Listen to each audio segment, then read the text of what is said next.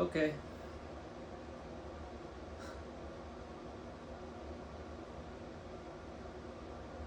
Today we're going to get into some stuff that, again, like always, is timely and effective.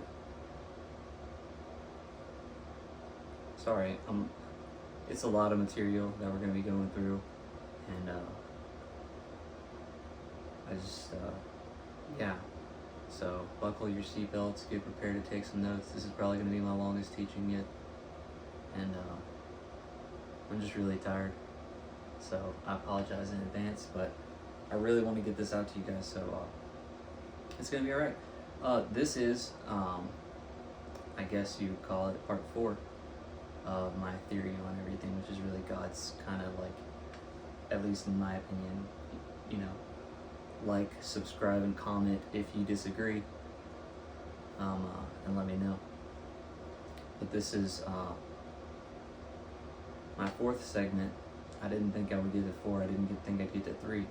I didn't think God had that much to say.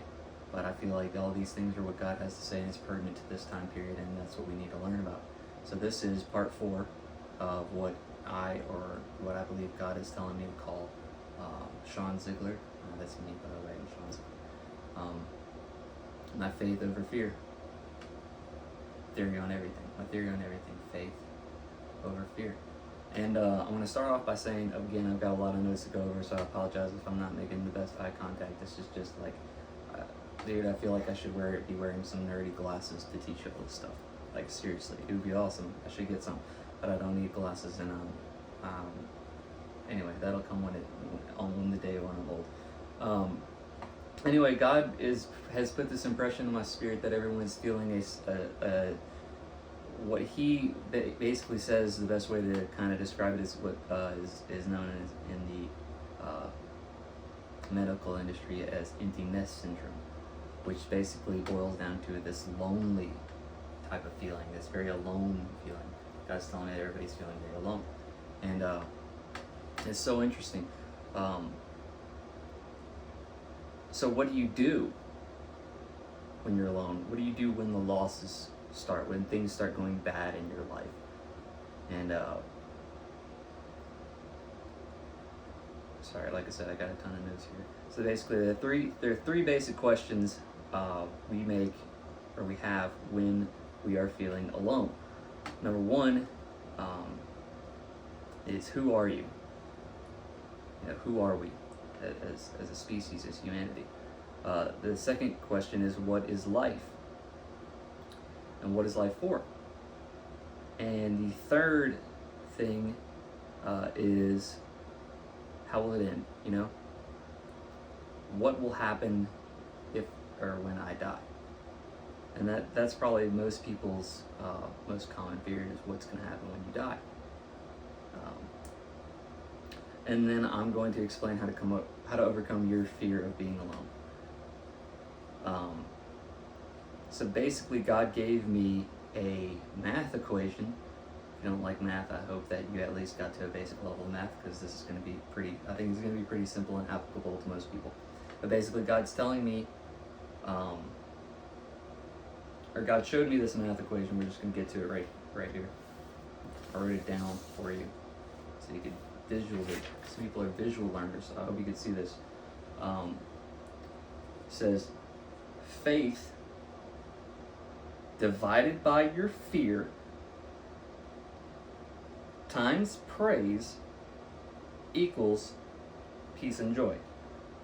Now you're like, okay, that's cool. How do I apply this? Okay, so everybody's looking to not feel lonely a lot, right?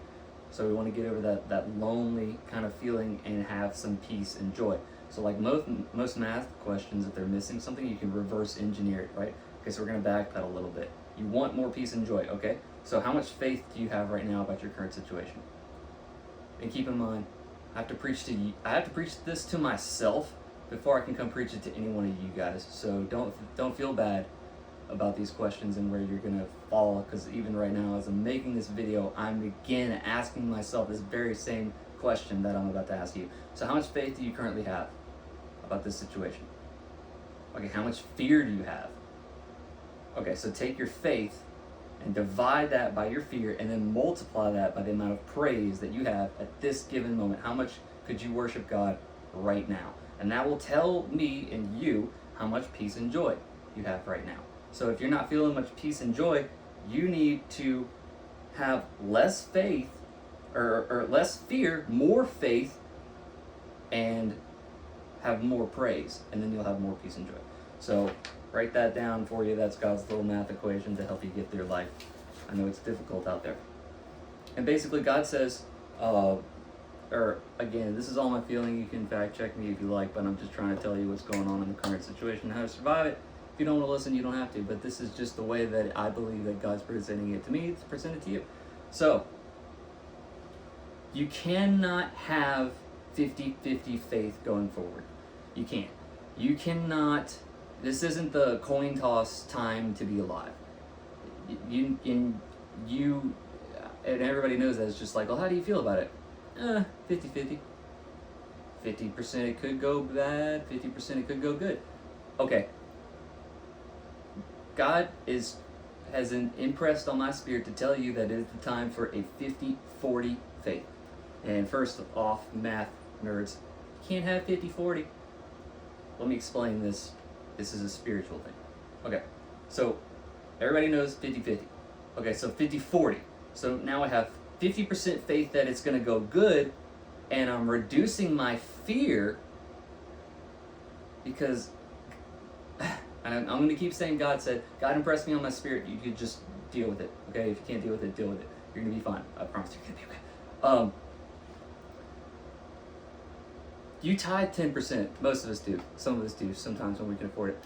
To churches, when you go to church, that's what the Bible says. It is a able offering. It's the first fruits of your stuff, of your harvest, of whatever it is that you do.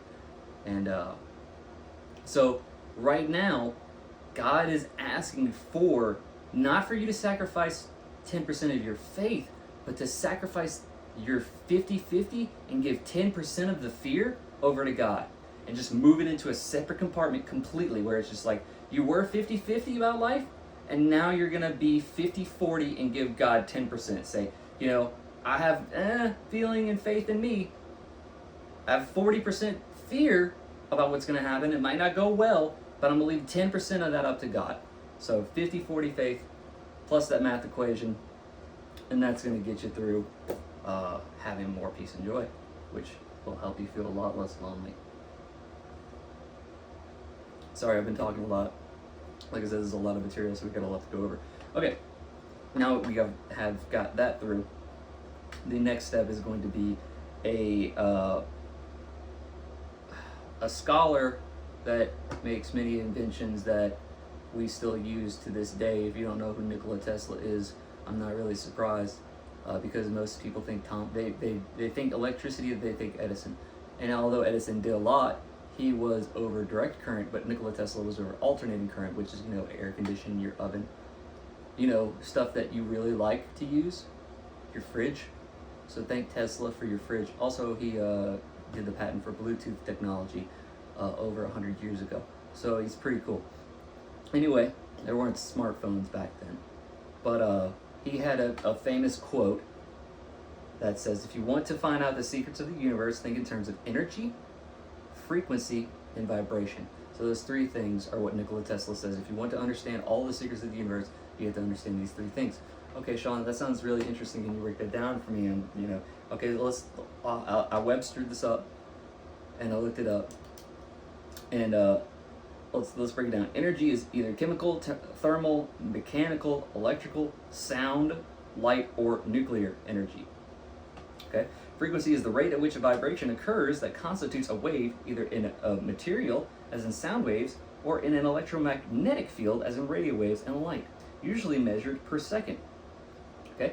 Vibration is an oscillation of the parts of a fluid or an elastic solid, whose equilibrium has been disturbed, or of an electromagnetic wave. Sorry, I know that still didn't make sense. It didn't really make much sense to me when I read it first, because I was just like, okay, even by Webster's definition, I don't understand Tesla. So there's got to be something deeper. So I started thinking deeper about this and started pondering on this more and kind of inquiring of the Spirit, just to kind of help me better understand this, so I could get a better grasp on my life, and ultimately, I guess, help you with yours, because apparently he cares about you too, not just me. Isn't that interesting? He cares about me, so that's interesting. Yeah, but anyway, so I broke these down. Okay, so what is energy if we just really think about it from a earthly perspective? Okay, energy is, what I basically boiled it down to, is potential. Okay, so right now I have the potential to stand up and turn off this video. I'm just kidding. And go do something else. I have the potential to go run around the house. Okay? The frequency is the rate or the speed at which you can do those things. So some people can do things faster. You know, okay, if you don't have the potential to walk from your couch to your mailbox without getting winded, you have very low potential. And you're moving at a very low rate, most likely. And the last one is going to be the disturbance, is what I call it, or the rotation, which is your magnetic field, your aura, your energy, however you want to call that. So all of these three things can be manipulated, and basically in order to raise your magnetic field or your aura or your spirit, that's all done through learning. So by expanding your mind, by doing something that is useful and teaching you a different new skill set, or, you know, some new arithmetic, you know, watching dramatic television probably isn't going to be too great for your magnetic wave. Your aura, your energy is probably going to be diluted if you watch a lot of diluted TV. So don't do that for yourself. Moving on. So that's the secrets of the universe, and like I said, all these three things, it's weird, three, right? All these three things are literally you in essence. So if you want to become a better you need to work on, and all of those things work harmoniously together. Because if you sharpen your mind, your body's going to get sharper too. I know that's a weird thing to think about, but it is. You're just going to be able to produce more. So you're going to be working at a higher, basically achieving a higher paradigm. So if you want to excel as a human being, I'm giving away all my secrets now for free. Subscribe to me on YouTube. Anyway, so you can be a better person. You can go work out. You can increase your potential. You can make your output grow. You can make your speed increased. All of these things are helping you to achieve that, and everybody's looking for enlightenment. That is enlightenment. Your mind, your body, and your spirit. So those are the three things that you need to work on if you really want to excel in life.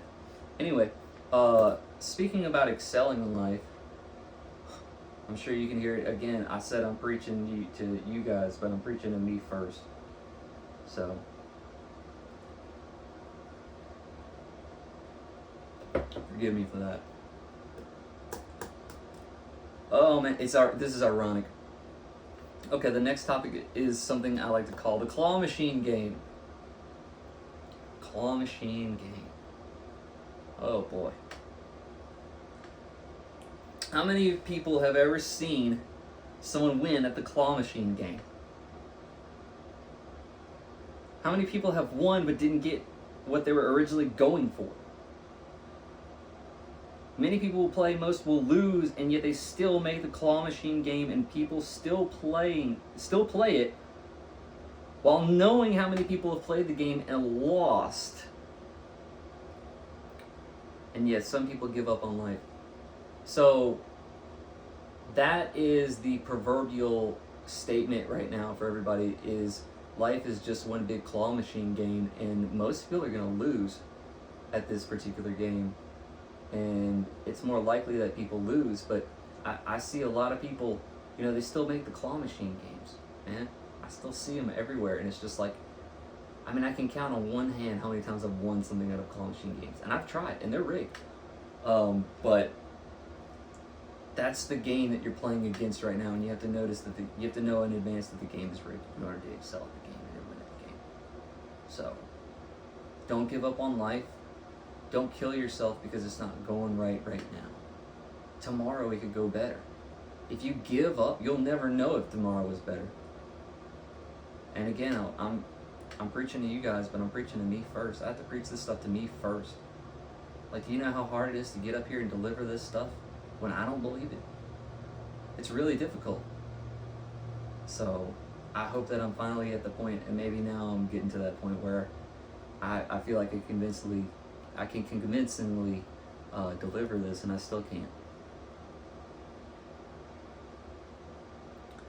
But it's a lot of interesting stuff, and I know it's going to be good for you. It's going to be good for me. I'm already excited for it to be posted. So the next thing we're going to talk about is the rapture. I know, right? I had to bring the Bible back, right, to you. And it's just like, oh, that's what we want to talk about, Sean, the end of time. Well, a lot of people are obsessed with the end of days, and a lot of people are saying that we live it in the end of days. So I did some research to see if we're in the end of days. Yeah. How about that? And I'm not even going to tell you. That's the cool thing. I'm not going to tell you my opinion. I'm just going to give you all the facts, and then you're going to have to make your opinion. It's going to be the same opinion as mine, and I hate that. I already hate that. Because you're going to be like, oh. So anyway, we're going to get into that, because this is already going to be an hour-long video.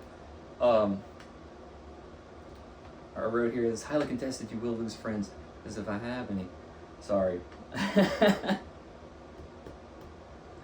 The coming of the kingdom of God. On the day the Son of Man is revealed, on that night 2 people will be in one bed, one will be taken, the other left. That is in Luke. All of these are in Luke so far. Feel free to fact check me. I got it written down. I did my work, so I didn't shut up. At that time, you will see the Son of Man coming in a cloud with power and great glory. When these things begin to take place, stand up and lift up your heads, because your redemption is drawing near. I tell you the truth, this generation or race will certainly not will not pass away until all these things have happened. Be always on the watch and pray that you may be able to escape all that is about to happen, and that you will be able to stand before the Son of Man. And then we're going to go over to Matthew, and Jesus said, and I tell you that you, Peter, rock. I tell you that you are Peter, the rock, and on this rock I will build my church, and the gates of hell will not prove stronger than it. So, I am here to tell you something that my first boss, my first manager ever told me. She told anybody, really. If she saw you, she'd say, if you can lean, you can clean. If you can lean, you can clean. And I feel like I've come here with a very specific message today to say that you're not going to ride the clock on this. Nobody's riding the clock on this one. Yeah, you guys thought I was playing. You thought God was playing. I thought he might have been. He doesn't like jokes.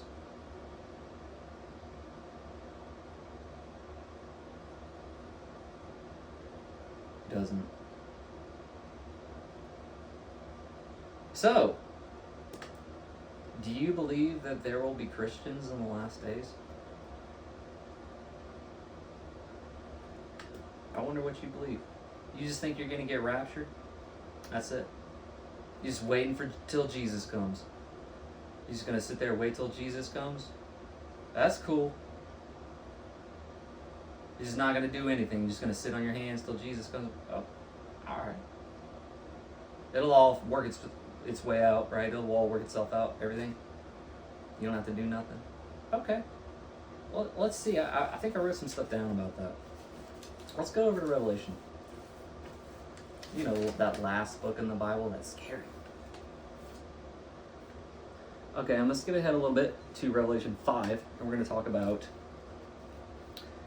a scroll. Alright, I'm going to make up a scroll real quick. Probably should have done this, I don't know if this is hamburger or hot dog. But anyway, here's my scroll. And on the scroll there are 7 seals, okay? So John gets called up into heaven. He sees a scroll, 7 seals on it. And that's pretty much what happens. There's some letters to the churches, and then he gets called up in the spirit. So that we skip ahead, and this is the vision that he sees. There's a scroll, there's 7 seals. Okay, first scroll is popped on the scroll. So the first seal is opened. And all of those seals come with horses and riders, and I didn't memorize them all. I'm sorry, you can look it up. It's really not that important to me what color the horse was. If it's important to you, you can feel free to read your Bible. If you don't have one, you should go to your local store. It's a very popular book. Riveting read, even if you don't believe it. Anyway, so the first horse was a white horse. I do remember that one. And it was sent out for conquest, to conquer.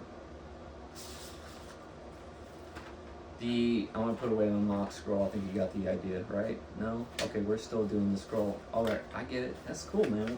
We need the visual aid here. No, that's cool. So the second little pop on the scroll is another horse, and it was sent to take peace in the land. Third was a recession. The fourth seal was it caused death through famine, plague, war, and animal attacks. Pretty sure I said something about animal attacks on the last video that I did. My third theory right now. That's none of my business. The fifth seal, I'm sorry, I'm getting distracted.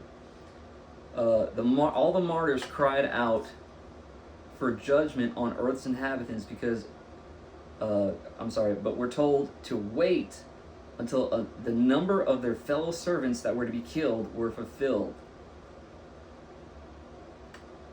Okay. Sixth scroll seal popped. And there was a great earthquake. The sun turned to black, the blood turned to moon, stars fell out of the sky receded like a scroll. That's why I say the scroll analogy for you, it's magic. And every mountain and island was removed from its place.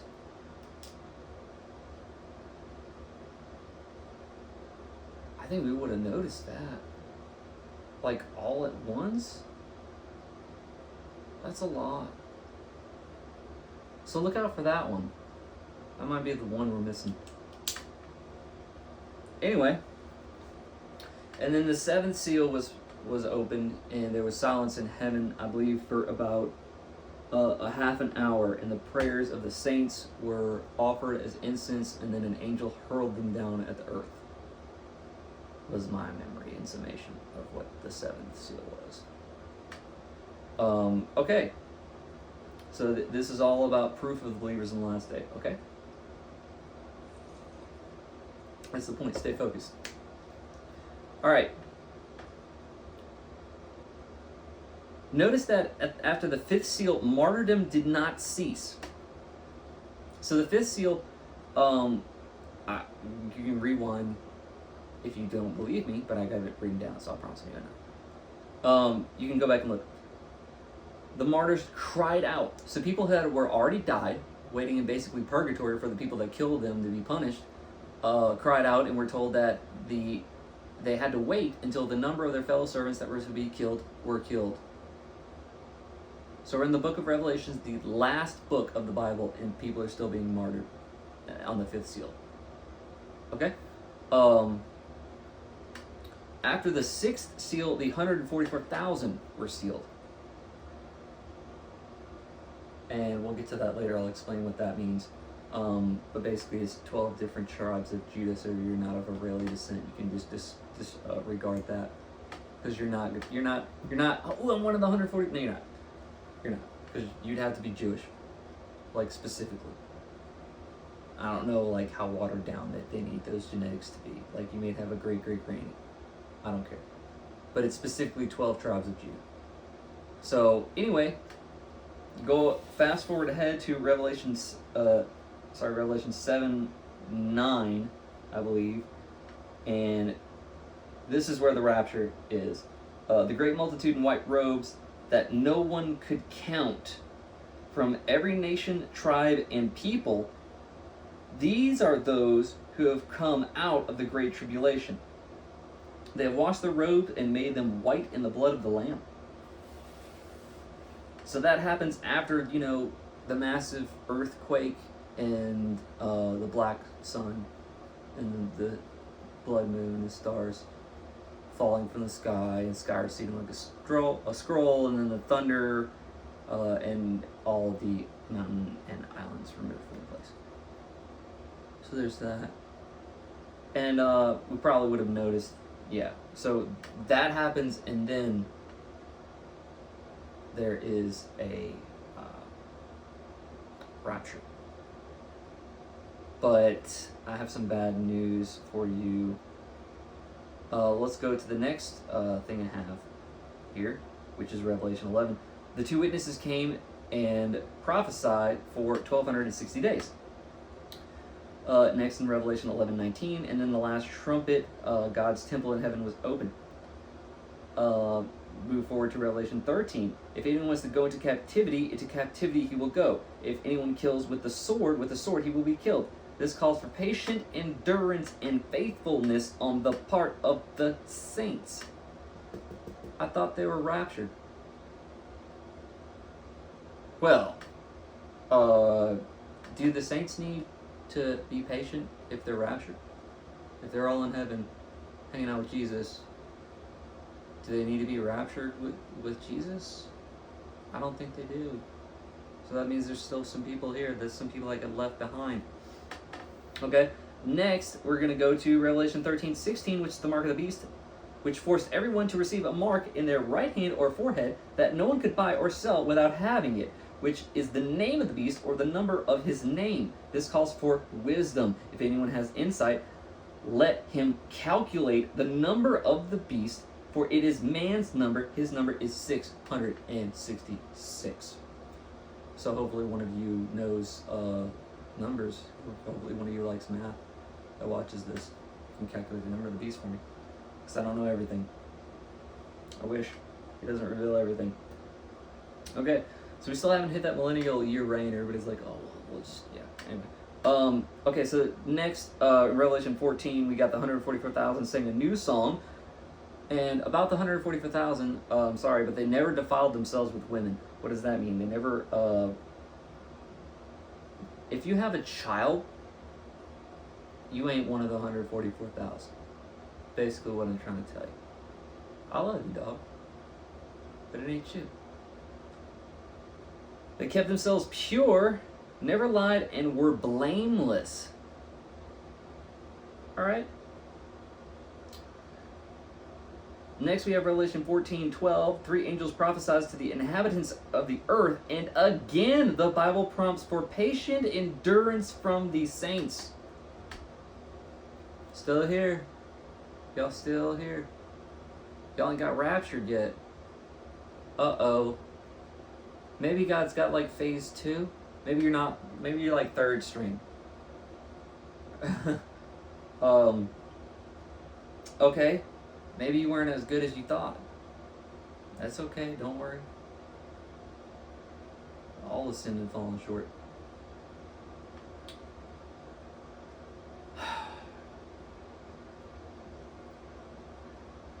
And who are they be prophesying to anyway? All the people that are going to hell?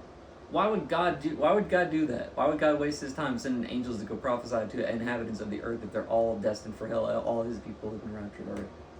That doesn't make any sense. Anyway, y'all believe what you want.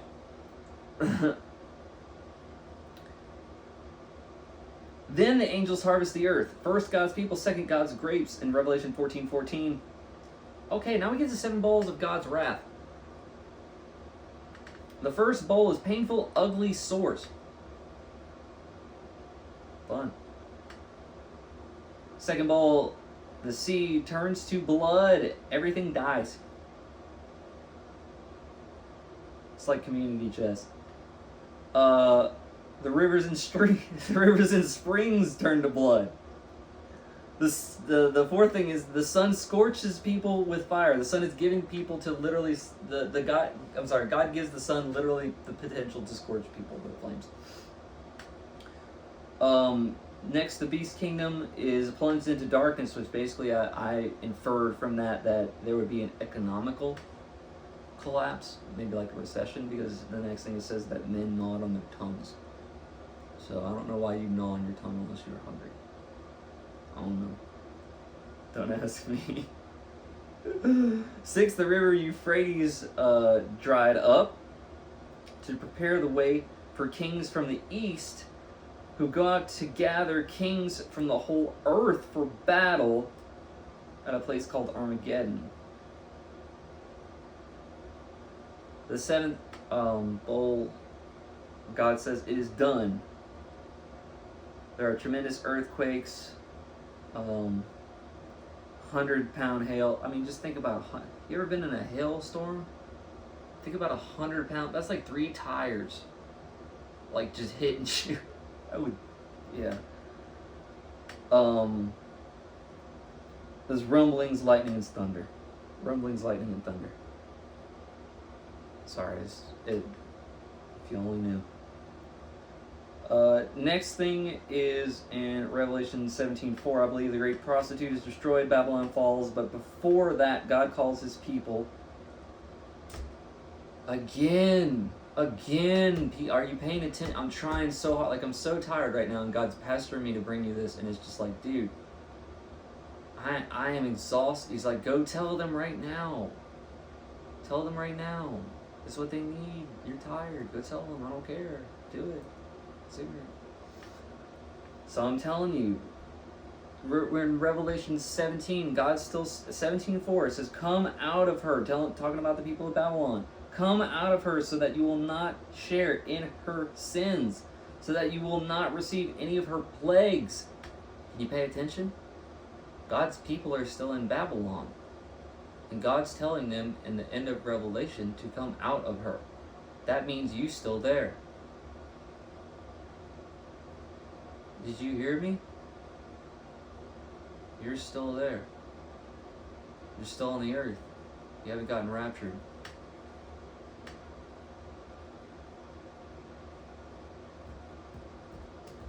Then Babylon falls in verse 19, and it says, "Blessed are those who are invited to the wedding supper of the Lamb."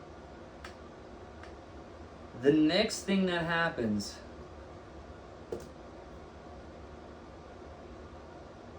y'all remember when I said the first scroll? You can rewind it if you don't believe me and go fact check me. But I told you that I remember the first horse was a white horse. Well, guess what happens next? The white horse comes back, and on its sash bears the banner and the words, "King of Kings and Lord of Lords." And he goes to the Battle of Armageddon.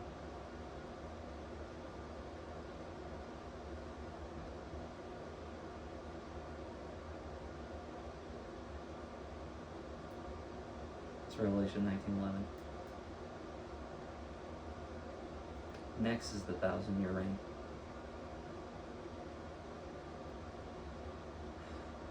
An angel locked up the devil so that he could not deceive the nations again until 1,000 years were over.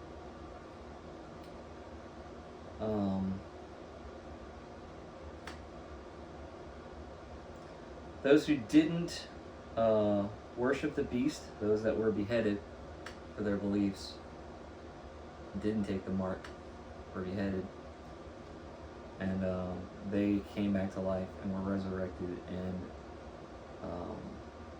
they ruled with Christ for 1,000 years and were considered blessed and holy. And this is the first resurrection. So blessed are they. Blessed are they. After the 1,000 years, Satan is released. Revelation 27. 20, verse 7. Satan was released after the 1,000 years. There's the word Gog and Magog. They surrounded the camp of God's people. Still there. And God destroyed them, and all of the dead are judged according to their deeds. The sea gave up their dead, hell gave up their dead, and all of the dead were judged, and that is considered the second death. And that's when God separates the people and throws the chaff, which would be the people that he doesn't want, into the sea of fire. So any of the people, you worry about making Santa happy, on Christmas Eve, being a good boy or girl then. But you have to keep in mind that this is something that I'm trying to get across to everybody. And I know a lot of people are just like, well, maybe I don't really believe in the Bible, Sean. Maybe I don't really believe in this Jesus or God, or maybe I'm a different religion than you.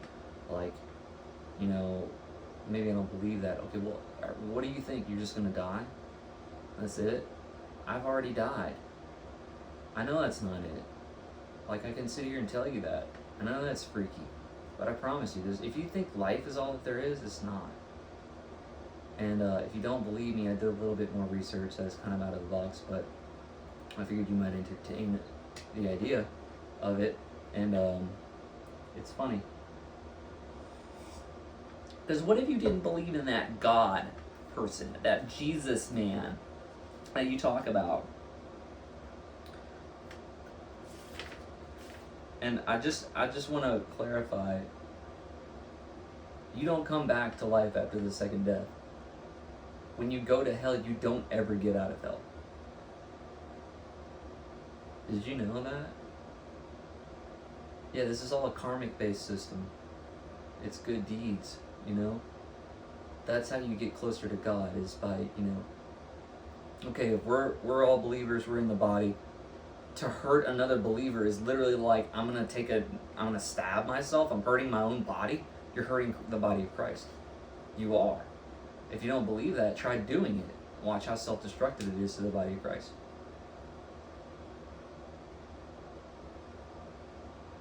So anyway, if you don't believe in the Bible or Jesus, have I got something for you?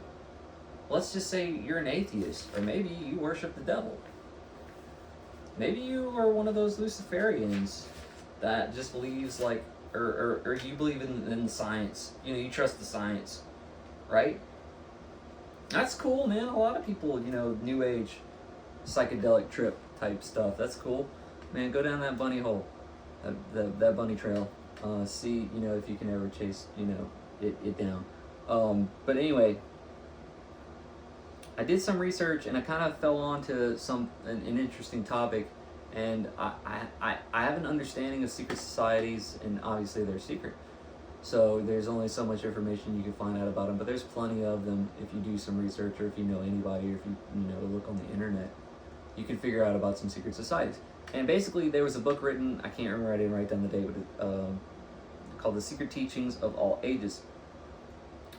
And this goes into the belief in natural law or universal law. And this is what basically it breaks down into the 7 Hermetic principles. Okay, what does Hermetic mean? Okay, relating to an ancient occult tradition encompassing alchemy, astrology, and theosophy. So I'm literally about to tell you what the occult believe about the secrets of the universe. I started with kind of God and Tesla, and I'm going to wrap this up with what the occult believe. Okay? So you can't even what are you going to say now? Huh? Yeah, I checked them all. So, what, okay, we're gonna break this down a little further. Ancient occult traditions encompassing alchemy, astrology, and theosophy. So what is alchemy?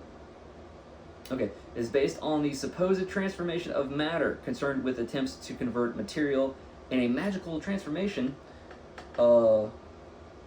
through magical transformation, creation, or combination. I'm sorry. If you could only see this notebook right now. So much notes. Next is astrology, which is the study of the movement of and relative position of celestial bodies, interpreted as having an influence on human affairs and the natural world. Yeah, lots of stargazers. Pretty sure the Magi were. That's how they found Jesus. And the last thing is theosophy. And you have a number of philosophies maintaining that a knowledge of God may be achieved through spiritual ecstasy. That's like when you go to that church service and it's really bumping and you feel the Spirit of God move, and it's just like you walk away, it's just like, oh my God, that was the best church service I've ever had in my life. Like, you just feel that sense of elation. So they believe that you can... Hold on, let me start over here. Any of the number of philosophies maintaining that a knowledge of God may be achieved through spiritual ecstasy, direct intuition, meaning you were born knowing God. Possible. Or called to know God. or special individual relations teaches that the purpose of human life is spiritual emancipation. What's emancipation? It means freedom. So that teaches the purpose of human life is spiritual freedom from a previous restraint or disability, and says that the human soul undergoes reincarnation upon bodily death according to a process of karma. Huh. The occultists believe that? That when you die, your spirit undergoes reincarnation through a process of karma? The Satan worshippers? The Illuminati?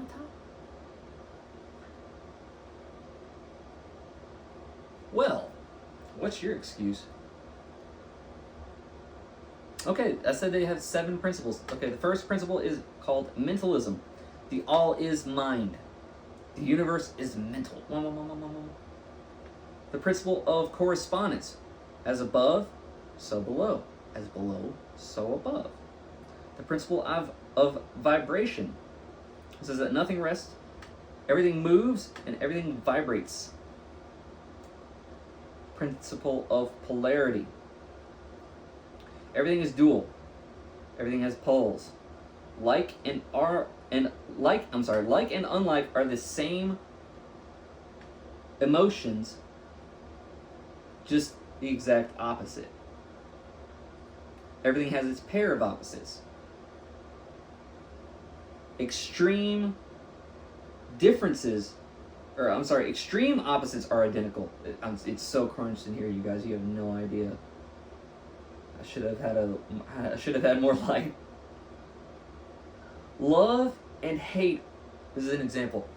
Love and hate are polar opposites of the exact same feeling. It's the same feeling. It's just the other spectrum of the feeling. So I thought that was pretty cool. But yeah, you can think about a battery has poles. The Earth has poles. We have poles. The North Pole has poles. There's a lot of poles. Anyway, I'm sorry. I'm starting to have fun with it now. The principle of rhythm. Everything flows out and in. Everything has its tide. All things rise and fall. The pendulum swing manifests in everything. The measure of the swing to the left is the same as the measure of the swing to the right. Rhythm compensates. The principle of cause and effect. Every cause has its effect, and every effect has its cause. Everything happens according to law. Chance is a name for law unrecognized. Many planes of causation, but nothing escapes the law.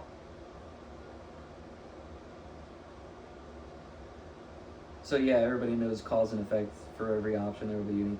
This is all like basically Newtonian physics. It's very, very basic, rudimentary stuff that you should understand. And yeah, karma. You don't believe in karma? Even the occult seem to. Anyway, the last principle that they have is the principle of gender. Saying that gender is in everything. Everything has its masculine and feminine principles. Gender manifests on all planes.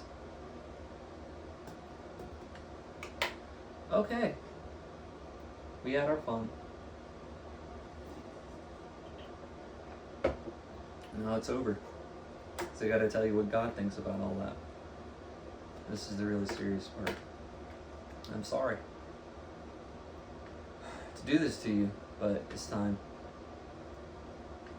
This is God's actual law. There is no hive mind. Everything you see is just a reflection of your own consciousness through the observer effect. You don't believe me? Go walk up to someone and have a conversation with them.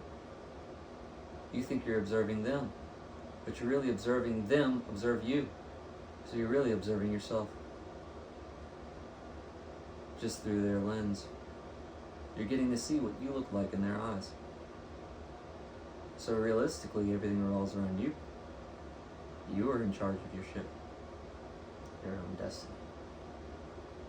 How others perceive you, and that's how you perceive yourself.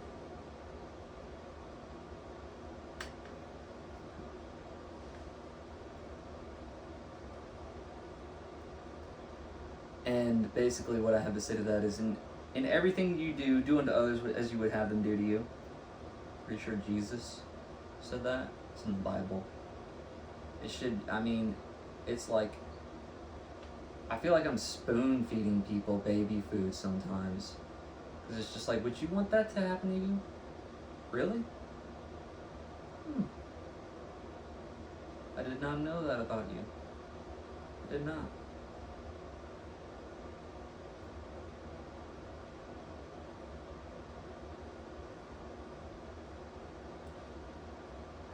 Every thought, I'm sorry, I'm getting ahead of myself. Do not steal. Don't be a thief.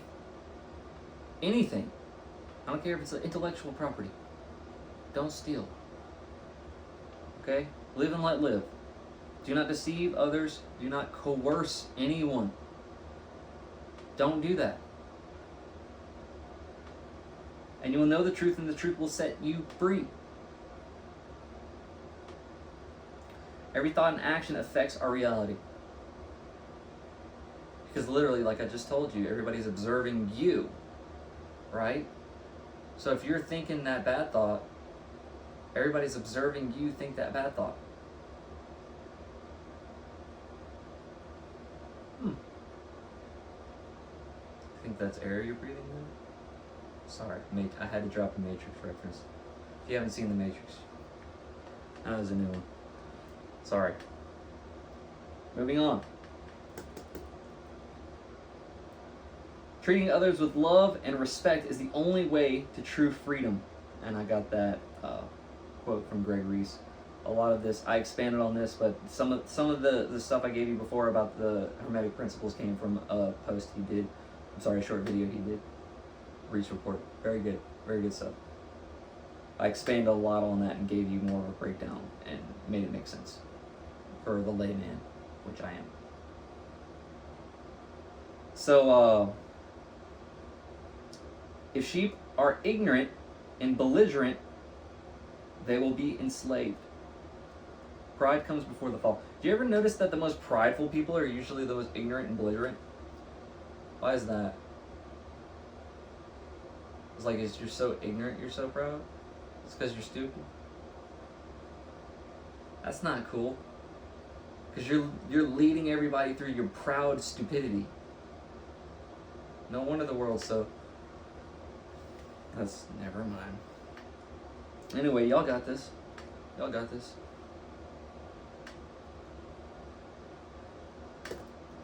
I used to love,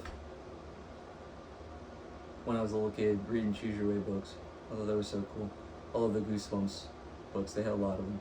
Anyway, you read so far, and then you get to a certain point, and it says at the bottom of the page, like, okay, turn to page, 18 now if you want to go into the forest, or turn to page, 47 if you want to go back into the haunted house. And then you're like, okay, well, I just left the haunted house, I'm going to go into the forest and get eaten by wolves. So, but I always loved it because it's just like you never knew what you were going to do, or how the outcome of the story was going to be. And, it got me thinking about it, and it's like there will always come a time where you have to make a choice.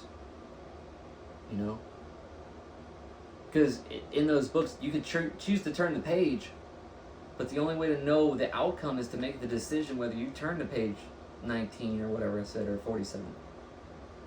You have to make that choice. Once you get to that page, you have to decide whether you're going into the forest or the haunted house, or whatever your decision is.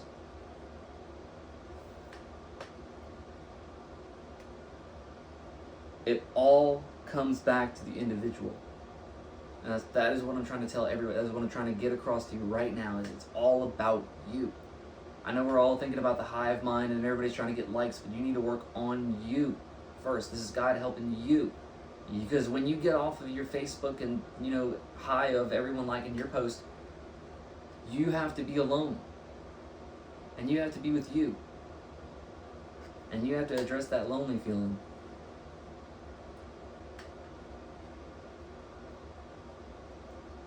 And if you get high, when you come down, you have to address that lonely feeling. If you get drunk, if you go do whatever it is that you do, gambling or whatever, you're going to eventually have to come to that point where you address that feeling, that thing that's making you feel that way. The bottom of the bottle, that's not where you're going to find it. I'm sorry to say that, but I'm not.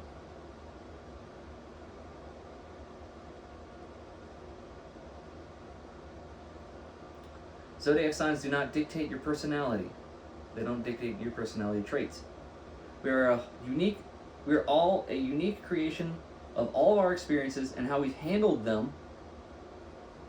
We are indicative of our conscious thoughts as a person thinks they are. You reap what you sow. And I've got an analogy here that I'm supposed to give you. Sorry, I am tired. You guys have to forgive me. This is probably my worst performance ever. But the information, I hope you can get something out of it.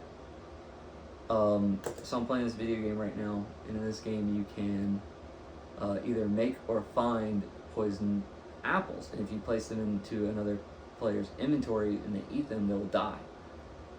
And I picked one up, just to have for halfsies. And I felt the Lord tell me in my spirit, "Why'd you pick up the poison apple?" And I was just like, "Oh, well, just in case I need it one day." It's like, so you have intent to use the apple. It's like the very fact that you have the apple with you is a curse to yourself.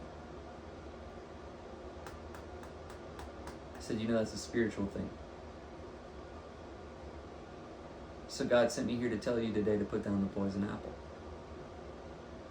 Because you're hurting yourself. That thing that that message that you can't wait to send when they send that one to you, you need to put that poison apple down. That perfect comeback that you've been saving, that dirty trick, the knife that waits, you better put that poison apple down, because it's actually karmic counting against you.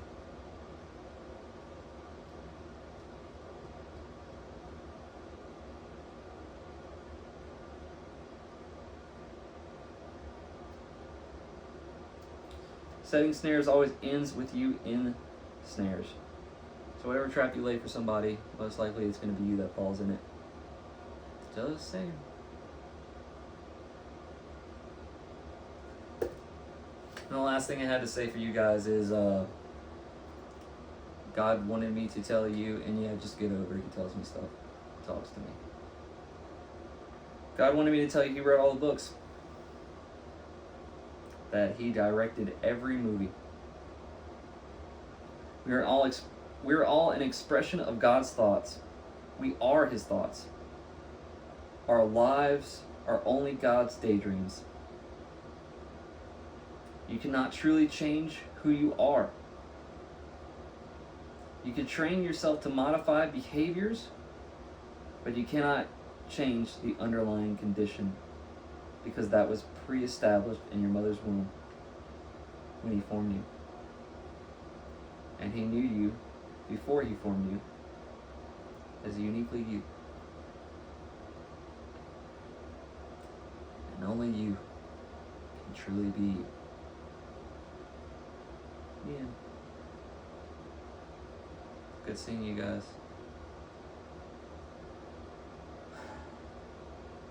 Looking forward to the next one.